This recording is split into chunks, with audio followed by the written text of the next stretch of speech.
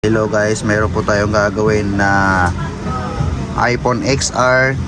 Tingnan nyo naman kalate, black. Dun sa kabila okay naman. So dito parang TV na rin siya. So ano bang history nito? Nalaglag or nag-away? Nalaglag lang. Okay. Akala ko nag-away. So papalitan po namin to ng panibagong LCD.